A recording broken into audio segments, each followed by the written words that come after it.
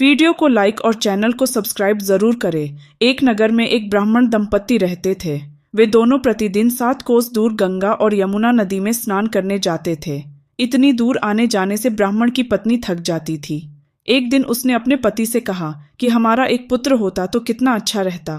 पुत्र के बहू आती तो हमें घर वापस जाने पर खाना बना हुआ मिलता और बहू घर का काम भी कर देती। अपनी पत्नी की बात सुनकर ब्राह्मण ने कहा कि तूने बात तो सही कही है, चल मैं तेरे लिए बहू ला ही देता हूँ। ब्राह्मण ने कहा कि एक पोटली में आटा डालकर कुछ मोहरे रख दे। ब्राह्मण के कहे अनुसार उसने पोटली बांधकर दे दी। पोटली लेकर ब्राह्मण चला गया। ब्राह्मण सफर के दौरान यमुना के किनारे बहुत ही सुंदर लड़कियां दिखाई दी। वे रेत में घर बनाकर खेल रही थी। उनमें से एक लड़की ने कहा कि मैं अपना घर नहीं बिगाड़ूंगी, मुझे तो रहने के लिए ये घर चाहिए। लड़की की बात सुनकर ब्राह्मण मन ही मन सोचने लगा कि बहू बनाने के लिए यही लड़की उचित है। जब वह लड़की जाने लगी तो ब्राह्मण भी उसके पीछे पीछे उसके घर तक चला गया। वहां जाकर ब्राह्मण ने उस लड्डूकी से कहा, बेटी, कार्तिक मास चल रहा है, इसलिए मैं किसी के घर खाना नहीं खाता। मैं अपने साथ आटा लेकर आया हूँ। तुम अपनी माता से पूछो कि क्या वह मेरे लिए आटा छानकर 4 रोटी बना देगी। यदि वह मेरा आटा छानकर रोटी बनाएगी तो ही मैं रोटी खा लूंगा। लड़की ने जाकर अपनी माँ को ये सारी बात बताई। माँ ने कहा, उचित है, जाकर ब्राह्मण देव से कह दो कि वह अपना आटा दे, देल में रोटी बना दूंगी। जब वह आटा छानने लगी तो आटे में से मोहरे निकली। वह सोचने लगी कि जिसके आटे में इतनी मोहरे हैं उसके घर में कितनी मोहरे होंगी। जब ब्राह्मण खाना खाने बैठा तो लड़की की माँ ने उस ब्राह्मण से पूछा, क्या आपका कोई लड़का है और क्या आप उस लड़के की सगाई करने जा रहे हो। यह सुनकर ब्राह्मण ने कहा कि मेरा लड़का तो काशी में पढ़ने गया हुआ है, लेकिन यदि तुम कहो तो खांड कटोरे से विवाह करके तेरी बेटी को अपने साथ ले जाऊं। लड़की की माँ ने कहा, ठीक है ब्राह्मण देव। इस पर लड़की की माँ ने लड़की की खांड कटोरे से शादी करके ब्राह्मण के साथ भेज दिया। ब्राह्मण ने घर आकर कहा, रामू की माँ, दरवाजा खोलकर देख, मैं तेरे लिए बहू लेकर आया हूँ। ब्राह्मण की पत्नी भीतर से ही बोली, हमारे तो कोई बेटा बेटी नहीं है तो बहू कहाँ से आए। दुनिया ताने मारती थी, अब आप भी मारने लगे। ब्राह्मण ने कहा, तू दरवाजा खोलकर तो देख। जब ब्राह्मणी ने दरवाजा खोला तो सामने बहू को खड़ी देखा। उसने बहू का स्वागत किया और आदर सत्कार से अंदर ले गई। अब जब ब्राह्मण अपनी पत्नी के साथ नदी स्नान करने जाता तो पीछे से बहू घर का सारा काम करके और खाना बनाकर रखती थी। वह उनके कपड़े धोती और रात को हाथ पैर भी दबाती थी। इस तरह बहुत दिन बीत गए।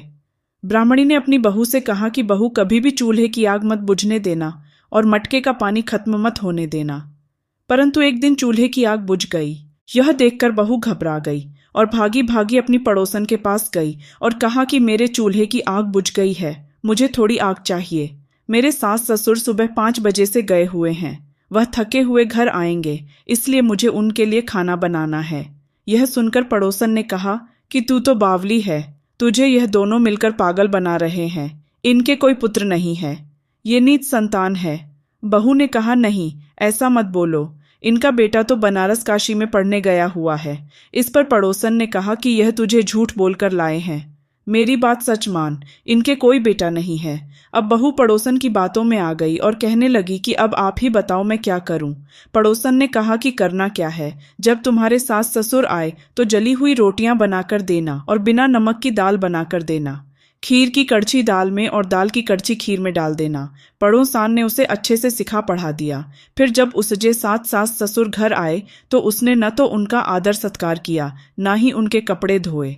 जब उसने सास ससुर को खाना दिया तो सास बोली, बहू, आज यह रोटियां जली हुई क्यों हैं और दाल भी अलूनी है। तब बहू ने पलटकर कहा कि एक दिन ऐसा खाना खा लोगे तो कुछ बिगड़ नहीं जाएगा तुम्हारा। सास ससुर को खरी खोटी सुनाकर वह फिर से पड़ोसन के पास गई और बोला कि अब आगे क्या करना है। पड़ोसन ने कहा कि अब तुम 7 कोठों की चाबी मांग लेना। अगले दिन जब भी स्नान करने के लिए जाने लगे तो बहू अड़ गई कि मुझे तो 7 कोठों की चाबी चाहिए। तब ससुर ने कहा कि इसे चाबी दे दो। तब सास ने बहू को चाबी दे दी। सास ससुर के जाने के बाद जब बहू ने दरवाजे खोले तो देखा कि किसी में अन्न भरा है, किसी में धन भरा है और किसी कोठे में बर्तन पड़े हैं।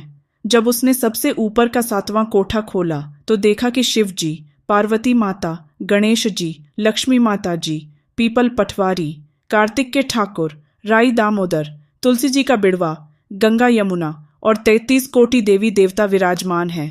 वहीं पर एक लड़का चंदन की चौकी पर बैठा माला जप रहा है। यह सब देखकर उसने लड़के से पूछा कि तुम कौन हो? तब लड़का बोला कि मैं तेरा पति हूँ, अभी दरवाज़ा बंद कर दे, जब मेरे माता पिता आएंगे तब दरवाज़ा खोलना। यह सब देखकर बहू बहुत खुश हुई और 16 श्रृंगार कर सुंदर वस्त्र पहनकर अपने सास ससुर का इंतजार करने लगी। उसने अपने सास ससुर के लिए अच्छे अच्छे पकवान बनाए। जब उसके सास ससुर घर पर आए तो उसने उनका आदर सत्कार किया और प्रेम पूर्वक खाना खिलाया और हाथ पैर दबाने लगी। पैर दबाते दबाते बहू ने कहा कि माँ, आप इतनी दूर गंगा यमुना स्नान करने के लिए जाती हो तो आप थक जाती हो, इसलिए आप घर पर ही स्नान क्यों नहीं करती हो? यह सुनकर सास कहने लगी कि बेटी, गंगा यमुना घर पर तो नहीं बहती है। तब उसने कहा, हाँ माँ जी, बहती है, चलो मैं आपको दिखाती हूँ। जब बहू ने 7वां कोठा खोलकर दिखाया तो उसमें शिवजी, पार्वती जी, गणेश जी, लक्ष्मी जी, पीपल पटवारी, कार्तिक के ठाकुर, राई दामोदर, तुलसी जी का बिड़वा, गंगा यमुना बह रही है और 33 कोटि देवी देवता विराजमान हैं। वही चौकी पर बैठा एक लड़का माला जप रहा है। माँ ने उसे देखकर कहा कि बेटा, तू कौन है? लड़का बोला, माँ, मैं तेरा बेटा हूँ। सब ब्राह्मणी ने पूछा कि तू कहाँ से आया है? लड़के ने जवाब दिया कि मुझे कार्तिक दे ने भेजा है। माँ ने कहा, बेटा, यह संसार कैसे मानेगा कि तू मेरा बेटा है? माँ ने कुछ विद्वान पंडितों से मदद मांगी। पंडितों ने कहा, इस पार बहू बेटा खड़े हो जाएं और उस पार माँ खड़ी हो जाए। माँ ने चमड़े की अंगियां पहनी हो और छाती में से दूध की धार निकलकर बेटे की दाढ़ी मूछ भीगे और पवन पानी से गठजोड़ा बंधे, तब मानेंगे कि यह इस माँ का ही बेटा है। उसने ऐसा ही किया। चमड़े की अंगियां फट गई और छाती में से दूध की धार निकलकर बेटे की दाढ़ी मूछ भीग गई। पवन पानी से बहू बेटे का गठजोड़ बंध गया। यह सब देखकर ब्राह्मण और उसकी पत्नी की खुशी का ठिकाना ना रहा। तो यह थी कार्तिक मास की कथा। हे कार्तिक के ठाकुर, जैसे ब्राह्मण और ब्राह्मणी को बहू बेटा दिया, वैसे सबको देना। कार्तिक मास की कथा कहने, सुनने और हुंकारा भरने वाले सब पर कृपा करना।